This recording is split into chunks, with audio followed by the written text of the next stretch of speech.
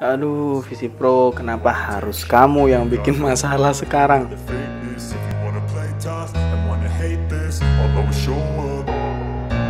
don't ever slow up, no I don't take shit. I got no love for the fakeness. If you wanna play tough and wanna hate this, I'll always show up and make a statement. I don't ever slow up, no I don't take shit. Nih, SSD Visi Pro 256GB sekarang bikin ulah. Setelah video sebelumnya tuh si RX7 yang bikin ulah, ya wajar karena memang mohon maaf SSD yang menurut saya kurang jelas. Saya nggak tahu siapa yang bikin, saya nggak tahu asalnya yang bener dari mana, dan oke lah, murah. Dan kalau dia ada masalah, ya sudah. Tapi kalau ini harganya lebih tinggi daripada RX7, silahkan dicek sendiri. Dan ini nih produk jelas, dia nih juga bikin RAM, ya kan, dari berapa tuh, tahun berapa tuh, 1997 ya kalau nggak salah. Misal saya salah, silahkan dikoreksi. Saya cari tahu kayaknya ada website Indonesianya ya. Apa ini produk lokal? Soalnya saya juga lihat iklan di marketplace ada yang bilang kalau ini Visi Pro Red gitu. Dia juga made in Korea. Sebenarnya yang mana? Teman-teman kalau ada yang tahu apa ini produk lokal atau ini produk impor dari Korea misalkan, silakan komentar di bawah ya, karena ini info yang bakal sangat penting banget ya. Silakan. 256GB Visi Pro ini, yang ini nih, yang di tangan saya ini, dia bikin ulah dan bikin pusing saya sebenarnya. Ini adalah SSD punya seseorang. Dari awal beli SSD ini nggak pernah dipakai sama sekali. Dia nih dari awal beli mau diinstal Windows nggak masuk sama sekali, nggak bisa gitu loh. Jangankan Windows, kalian bikin partisi aja atau enggak ngeformat SSD ini aja itu nggak bisa. Karena kalau lihat dari harddisk Sentinel ini 100% semua, performa 100% dan kesehatan juga 100%. Tapi begitu dipakai, ini menyebalkan sekali sih. SSD ini nggak digaransikan karena garansinya sudah habis. Jadi dari awal dulu beli SSD ini nggak pernah dipakai sama sekali karena memang nggak bisa diinstal Windows gitu. Nah begitu saya coba di sini, saya tes, bener performanya kalau saya benchmark pakai Crystal Disk, tapi nggak dimasukkan dalam PC ini ya, cuman pakai kabel kayak gini nih, kabel SATA untuk SSD atau enggak harddisk eksternal.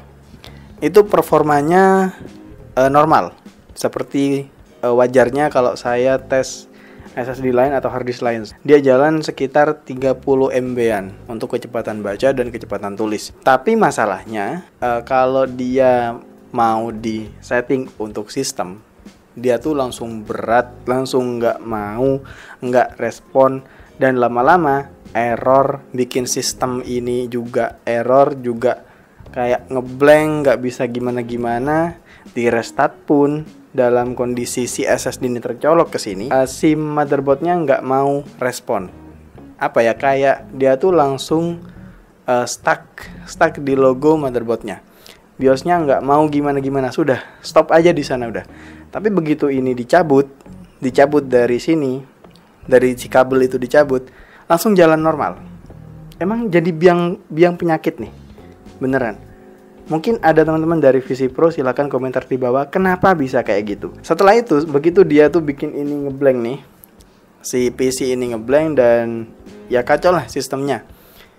Terus udah dibuka kan, setelah itu dimasukin lagi ke sini pakai konektor dari kabel SATA tadi, dan langsung kalau dicek di disk manajemennya itu formatnya berubah jadi RAW lagi.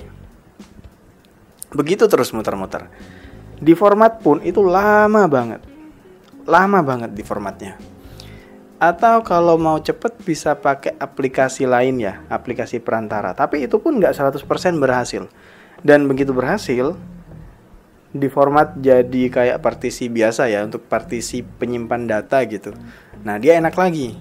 Tapi saya nggak ngetes sih ini kuatnya sampai berapa giga. Cuman saya pernah masukin ke dalam si SSD ini sekitar hampir 100 gigaan, itu masih bisa masuk dan jalan normal. Tapi pertanyaannya, apa saya pasrah masukin data penting ke dalam sini? Apa teman-teman pasrah masukin data penting itu dan ngandalkan SSD seperti ini untuk jadi penyimpan data penting? Kayaknya kalau saya enggak ya. Entah teman-teman sepasrah itu atau enggak, karena dia bisa error kapanpun dia mau. Setelah itu saya bereksperimen lagi, masih kurang puas gitu kayaknya. Terus saya lepas ini SSD ini dari si casingnya ini ya. Saya lepas, saya ambil dalamnya aja yang kecil itu. Saya ambil, saya masukin di sini.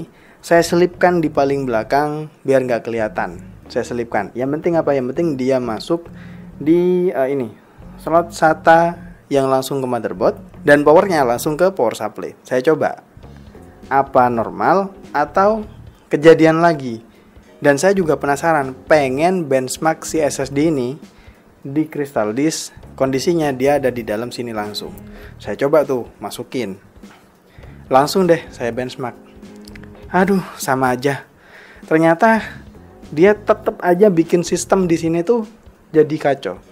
Crystal Disk pun untuk preparingnya dia tuh lama banget sampai berkali-kali dan hasilnya nol semuanya kayak gini.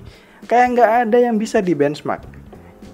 Jadi yang bisa di benchmark cuman awal tadi, begitu saya pakai kabel si SATA tadi tuh, itu baru bisa. Itu pun dapat sekitar 30 MB. Ya terbilang normal sih. Cuman saya kan penasaran tuh, siapa tahu kalau dimasukin di sini bisa dapat sekitar ya ratusan MB lah. Paling nggak kan kayak gitu. Jadi bisa tuh dipakai untuk penyimpanan data yang nggak penting. Misalkan berkas video yang nggak penting atau apapun lah, berkas-berkas yang nggak penting bisa dimasukin di sana.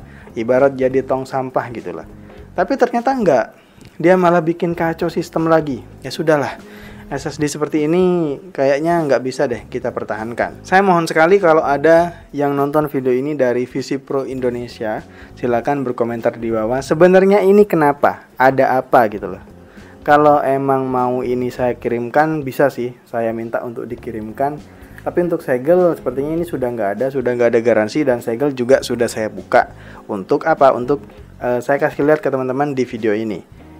Ya, tolong sekali kalau ada teman-teman dari VisiPro Indonesia, bisa nih kita sharing bareng kenapa bisa seaneh ini. Terima kasih telah menonton video kali ini. Sampai jumpa di video selanjutnya. Saya tunggu ya sharingnya di kolom komentar. Jangan lupa subscribe.